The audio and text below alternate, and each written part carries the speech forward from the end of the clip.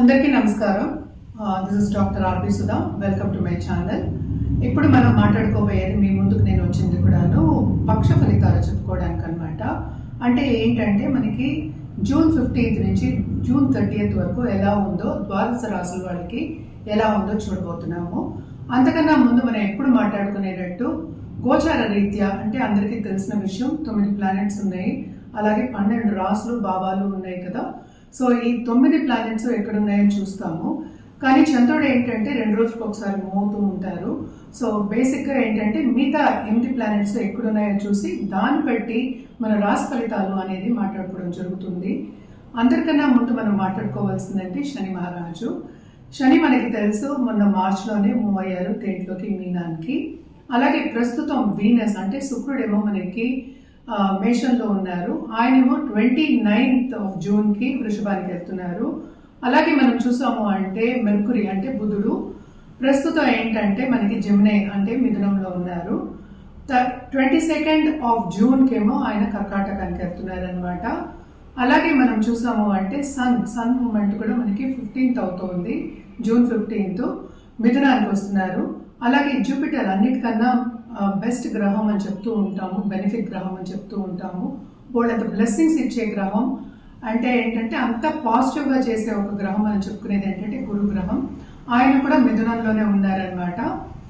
మళ్ళీ ఇంకా చూసాము అంటే రాహు కేతువులు చూసుకోవాలి. రాహు ఏమో మనకి కుంభంలో ఉన్నారు, కేతు ఏమో మనకేమో సింహంలో ఉన్నారనమాట.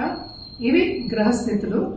అండ్ ఆల్సో మనం ఏంటంటే మనం ఎప్పుడులాగే మనం నెల ఫలితాలు చెప్పుకోవడం అనేది కూడా జరిగింది. కానీ ఇది towards end of this month మనం చెప్పుకుంటున్నాం. జనరల్గా పరిహారాలు చేయాలి అంటే ఎప్పుడు చెప్పినట్టే మనం శక్తి పూజలు చేసే వాళ్ళకి కంటిన్యూ చేయండి.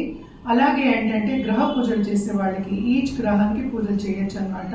అంటే జపాలు కూడా చేసుకోవచ్చు. ఇంకోటి ఏంటంటే మనకి మార్స్ ముఖ్యమైన ఒక గ్రహం. అంటే ఏంటి దాంపత్య జీవితానికి మనం చెప్పుకుంటాము, అలాగే సత్సంబంధాలకి, అలాగే ఏంటంటే ముందుకు సాగడానికి మనం చెప్పుకుంటూ ఉంటాం. ఆ గ్రహం నీచ స్థితి నుంచి ఇప్పుడు ప్రస్తుతం ఏమో సింహానికి వచ్చి ఉన్నారనమాట. ఈ 15 రోజులు అంటే ఏంటంటే ఇంకో నెలన్నర వరకు అవి ఉంటూ ఉంటాయి ఇక్కడ సింహంలో. నెలన్నర అని కాదు, నెలన్నర అని చెప్పచ్చు అనమాట. సో ఇవి గ్రహస్థితులు. జనరల్ పరిహారాలు అయితే మనం నవగ్రహ స్తోత్రాలు చదువుకోవడం మంచిది. అలాగే రాహుకేతు పూజలు చేసుకోవడం మంచిది అనమాట. అంటే ఎక్కడైనా చేసుకోవచ్చు. అందరూ ఏంటంటే డౌట్ అడుగుతూ ఉంటారు కాళహస్తిలోనే చేసుకోవాలా అని. మీరు వెళ్ళి చేసుకోగలిగితే తప్పక చేసుకోండి, లేకపోతే ఇక్కడ పక్కన గుడిలో కూడా మనం చేసుకోవచ్చు అనమాట. నేను ఇందాక చెప్పినట్టు శక్తి పూజలు చేసే వాళ్ళకి అన్ని శుభాలే జరుగుతాయి కనుక శక్తి పూజలు కొనసాగండి. అలాగే గురు పూజలు చేయడం కూడా చాలా మంచిదన్నమాట. ఇప్పుడు ఏవేవి రాసుల వరకు అంటే ద్వాదశ రాసుల వారికి ఏవే రాసుల వాళ్ళకి ఎలా ఉందో చూడబోతున్నాం అనమాట.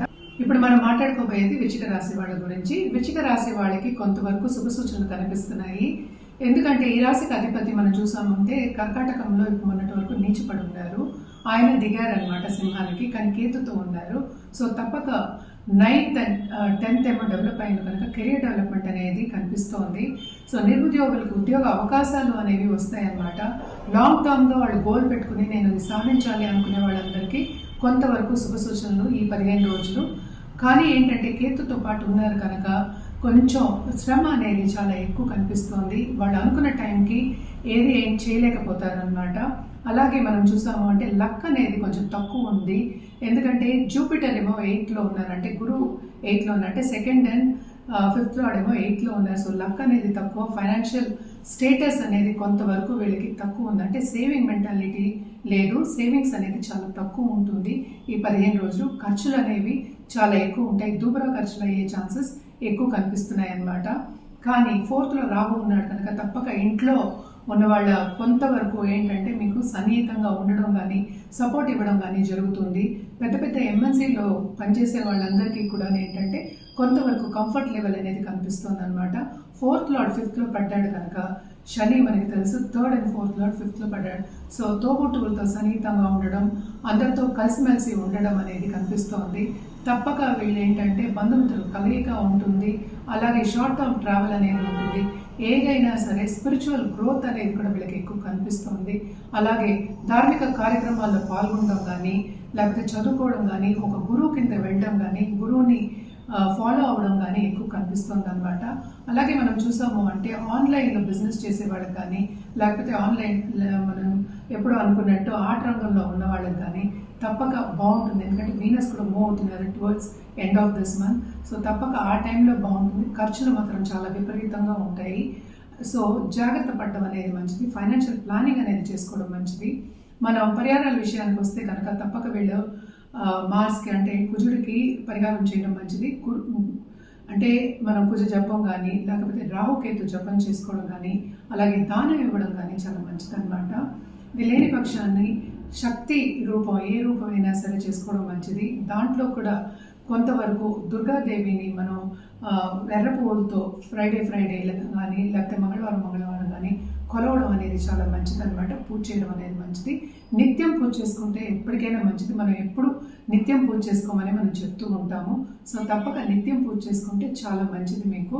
అలాగే ఏంటంటే బ్లెస్సింగ్స్ అనేవి కొంచెం తక్కువ ఉన్నాయి కనుక, అలాగే లోన్స్ తీసుకునే పరిస్థితి కూడా ఎక్కువ కనిపిస్తోంది కనుక లాంగ్ టర్మ్ ఇన్వెస్ట్మెంట్స్ చేసుకోవడం అనే సూచన తెచ్చుకోవడం, అలాగే ఆలోచన తెచ్చుకోవడం అనేది మంచిది. కొంచెం సేవింగ్స్ చేసుకోవడం అనేది మంచిదన్నమాట. దాంపత్య జీవితంలో కూడా అంత అనుకూల పరిస్థితి అనేది ఉండదు.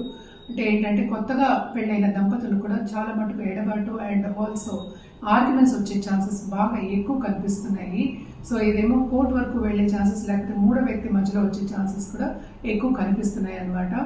ఈ రాశికి అధిపతి కేతుతో ఉండడం అనేది కొంత ప్రాబ్లం కనుక కేతుకి ఎప్పటికైనా మనం చెప్పేది ఏంటంటే గణపతి పూజలు చేయమని చెప్తూ ఉంటాము. సో తప్పక గణపతి పూజలు చేసి మిగతా పూజలు చేసుకోవడం అనేది మంచిది. నిత్యం పూజ చేసుకోవడం ఎప్పటికీ మంచిదన్నమాట. అలాగే ఏంటంటే దూరదేశంలో ఉండి సెటిల్ అయిన వాళ్ళకి కూడా కొంతవరకు జాగ్రత్త పడడం అనేది మంచిది. అండ్ ఈ రాశిలో ఉన్న పాలిటిషియన్స్ కూడా ఇదే పరిస్థితి. సో జాగ్రత్తగా చూసుకోవడం అనేది చాలా చాలా మంచిది.